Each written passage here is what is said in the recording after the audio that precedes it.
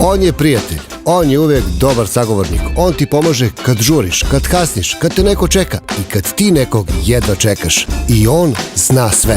Taksista Mića otkriva šta se dešava na prednjem sedištu. Bliži se doček srpske nove godine, 13. januar, jel tako? A kada su tu nove godine, tu su i naši dobri taksisti da nas prevezu bezbedno od tačke A do tačke B. Mićo, ajde ovako da vidimo šta je to što je tebi obeležilo srpsku novu godinu, ili se sećaš nečega možda od prošle godine? Kako da ne, prošla nova godina baš bila onako srpska pogotovo. Mislim, i za doček sam vozio neke razne ljude vamo nama, ali za srpsku pogotovo. Dobro. Pokupim ti jednog čovjeka u Borči. Dobro. Kaže, ide na doček u Bataju. Dobro.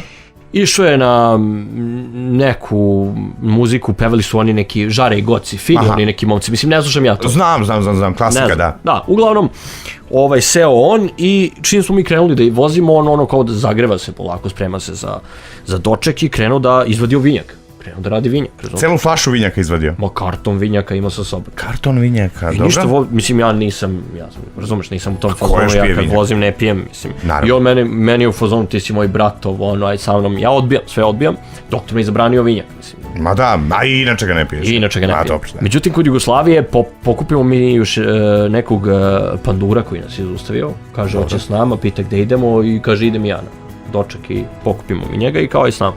I krene i pandur da pije. Vinjak? Krene pandur, prvo sakrio, kao, znaš, kad je ušao pandur, međutim, pandur krenuo da razlači sa njim flašu vinjaka i kad je pandur krenuo pije, onda moram ja, šta ću? Da. Sad, i šta je pandur popio duplo. Ko on popio flašu, ja sam popio dve, ne znam, mislim, morao sam, šta sad. I njih ja odvezem njih tamo na taj koncert i sad ajde kao s nama. I sad ja uđem s njima na koncert, svi smo zajedno. Uđem ja s njime na koncert, neka Rumunka nam se priveli, trči nam u zagrlja, iskače na pandura, pandur hoće s njom ovamo, namo, ona kaže, dobar može, da, kaže, ali pazi, Rumunka njemu kaže, može, bit ću s tobom, ali ako posle mogu budem i sa Mikijem. Ali ja odem odmah, ma nisam ja za to, mislim, nisam ja za te stvari. Ma da, kakvi. Ali kad sam se vratio u taksi, upalio, shvatim da mi je ostao sav vinjak. Opa, onda tu tek počinje novogodišnja, mislim, svaka žurka, ali nećemo o tome.